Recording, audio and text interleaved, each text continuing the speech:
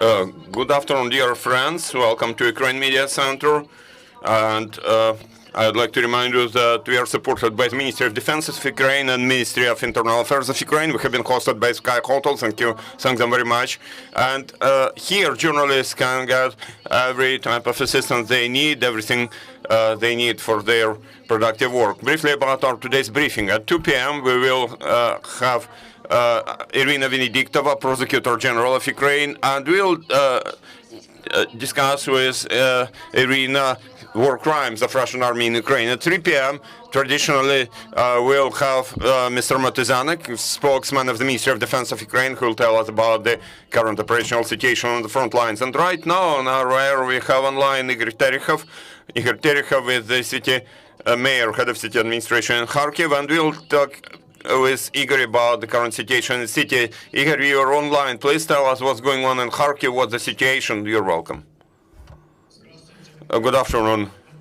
First of all, I would like to say that since the moment when the war started, there was no one day, no 1 minute when there was silence in the city of Kharkiv. There was shelling all the time, and that shelling is both from the ground and from the air side, from the air. And so, you know, the Russian army, this aggressor's army, invaders' army, is purposely, I would like to emphasize, purposely shelling at residential quarters. Why residential quarters? It's not just residential buildings. It's not just about separate buildings, but it's about whole residential quarters, blocks of city of Kharkiv, where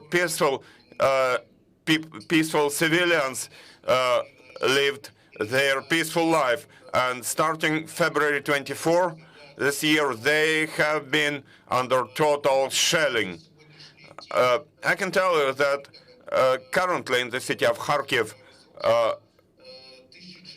1,410 sites have been destroyed, 1,410. Out of them, 1,177 are residential buildings, multiple-story residential buildings where Kharkivites lived.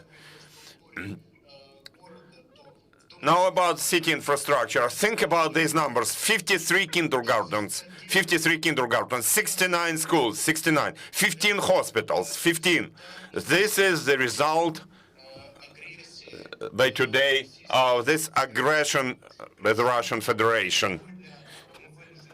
That said, now we have to move people to schools from their apartments, to move them to kindergartens, to move them to shelters, to basements, to metro stations.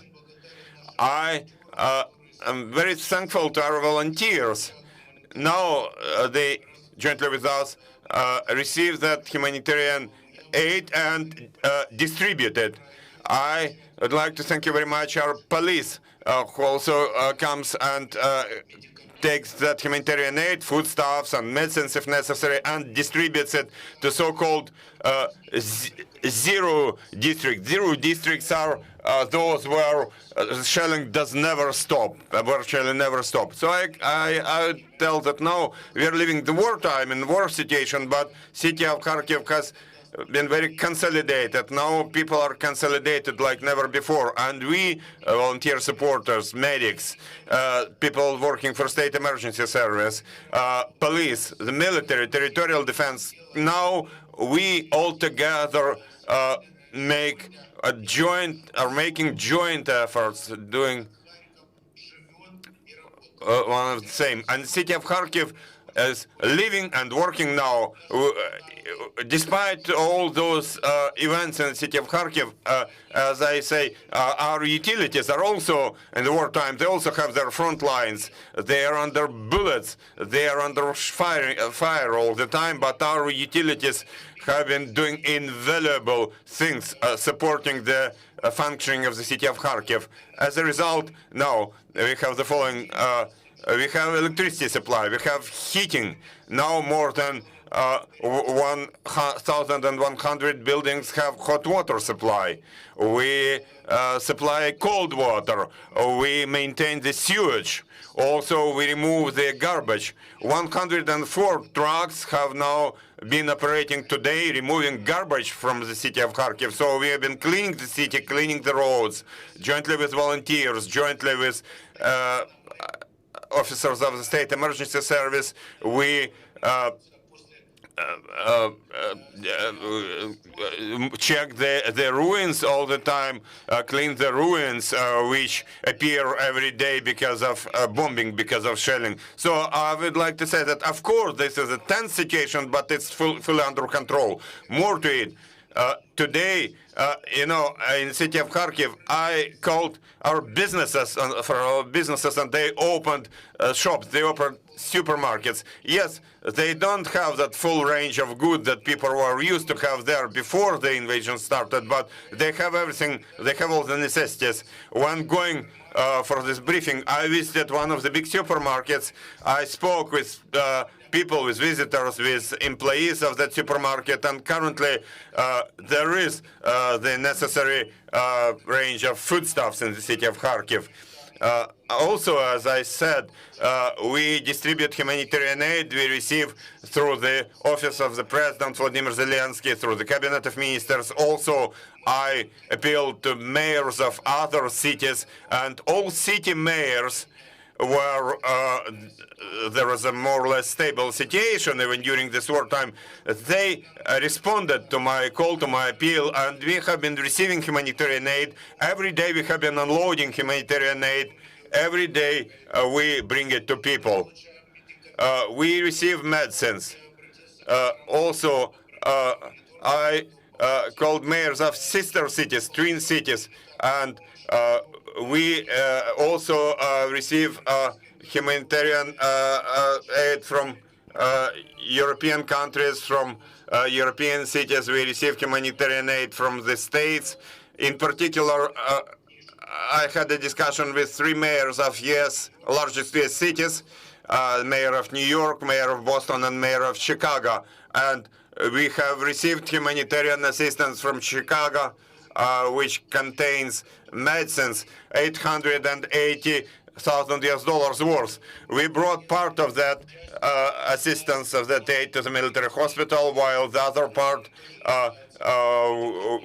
was given to our city hospitals because they need medicines too. There is invaluable help we get from mayors of other cities and towns. So there is really this unity among those cities in Europe and the States, and it's very important for us, and all residents of Kharkiv understand it and do value it. So, to briefly summarize, I can tell you that indeed it is difficult, but the city of Kharkiv will definitely survive and live on. There is this spirit of unity and spirit of fight in the city of Kharkiv, and this spirit enables us to say that the city of Kharkiv will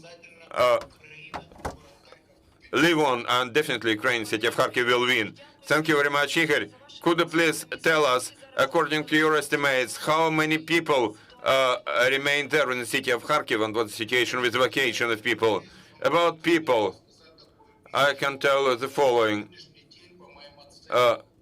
Currently, according to my estimates, about 30% of the population has left the city of Kharkiv. But especially in the last several days, over the last several days, I see that people started coming back to the city of Kharkiv. First of all, those are males who moved their families, wives, children, older people, their parents to other places, and now they come back and join the territorial defense. Also, today, a lot of families come back to the city of Kharkiv. Families who were in western Ukraine or somewhere around Poltava or Dnipro, they are also coming back to the city of Kharkiv. So this city, we have this sort of situation. And of course, on the other hand, I'm very glad to see it, that citizens come back to the city of Kharkiv. Of course, I'm proud of to see our people, all our people, even though they brought their families to other places, they come back to other cities and join the territorial offense. So that's the situation that we currently have in the city of Kharkiv. Now, about ways of evacuation, routes for evacuation. Currently, we can evacuate people, but I can tell you that there is not a rush. Thank you very much. Thank you for everything you're doing. Very important city information, huge volume of important information. Dear journalists, do you have questions? As far as I understand, there are no questions. Maybe you'd like to add something, Igor, if you want. Maybe some additional information. Look, I'd like to, first of all, since we also have foreign journalists here and other journalists, I would like to say the following. You know, Kharkiv is a Russian-speaking city. In the city of Kharkiv, almost 1/4 of people before the start of this war had or has relatives in the Russian Federation, or friends, acquaintances, or many people would have friends in the Russian Federation. And the city of Kharkiv was always considered more or less loyal towards Russian Federation. Currently, the attitude towards Russia, toward this aggressor, towards its army, has changed radically. It has changed radically. And I speak with people every day. We meet, we see each other, and people would never imagine in their worst nightmare that Russia would invade Ukraine, attack Ukraine and the city of Kharkiv. Now, each and every person here is ready to defend the city of Kharkiv till the very end. Now, city of Kharkiv has been united. I can tell you, we are united, and there is this great spirit of resistance, spirit of fight, and spirit of victory, and that's most important. Thank you, Ihor. Thank you very much for your work, for everything you are doing. Thank you for finding time to join us here. Thank you. So, dear friends, watch our announcements, and I'd like to remind you that at 2 p.m. we'll have Irina Venediktova, Prosecutor General of Ukraine, and now goodbye.